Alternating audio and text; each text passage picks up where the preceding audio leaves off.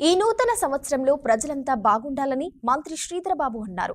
ప్రజల అభివృద్ధి సంక్షేమం విషయంలో రాజీ లేకుండా పనిచేస్తామని, అర్హులైన వారికి సంక్షేమ పథకాలు అందిస్తామన్నారు. 10 సంవత్సరాల కాలం పాటు చిన్న కాళేశ్వరం ప్రాజెక్టు పక్కన పెట్టారు. మేము ఆ రోజు చెప్పిన ఎన్నికల సందర్భంలో మా ప్రభుత్వం రాబోతా ఉందంటే చాలామంది నమ్మలే, చాలామందికి అనుమానాలు ఉంది. మా ప్రభుత్వం రాబోతా ఉంది. సంవత్సరంన్నర కాలంలో చిన్న కాళేశ్వరం ప్రాజెక్టులను సంబంధించి పనులు మొదలు పెడతామన్నాము. ఆల్రెడీ పనులు మొదలు పెట్టినాం. ఎక్కడ కూడా రాజీ పడబోము. మా కాంగ్రెస్ పార్టీ కార్యకర్త నాయకుడు కానీ ఎవ్వరు కూడా సంక్షేమం అభివృద్ధి విషయంలో రాజీ పడే ప్రసక్తే లేదు. మేము ఖచ్చితంగా చెప్తున్నాం, రాహుల్ గాంధీ గారిని ప్రధాన మంత్రి చేసే వరకు ఈ 2 నెలలు ఎన్నికల సందర్భంలో మా కాంగ్రెస్ కార్యకర్త నాయకుడు ఏ విధంగానైతే అసెంబ్లీ ఎన్నికల్లో పాల్గొని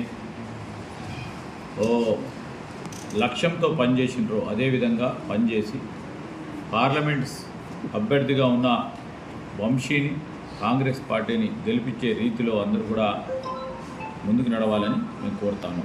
రెండవది, ఇంకో వార్త ప్రత్యేకంగా మా కార్యకర్తల నాయకులకు సంబంధించి కూడా పోలీసు యంత్రాంగం, రెవెన్యూ యంత్రాంగం, ప్రభుత్వ పరిపాలన యంత్రాంగంలో ఎవరు కూడా పెద్ద ఎత్తున జోక్యం చేసుకోకుండా పేదవారికి ఇబ్బంది లేకుండా, పేదవారికి సమస్య సృష్టించకుండా ఈరోజు ప్రజాపాలనలో ముఖ్యమైంది వారందరూ కూడా కష్టపడి పనిచేయాలని వారిని కూడా సలహా ఇస్తూ ఉన్నాం, సూచనలు ఇస్తూ ఉన్నాం.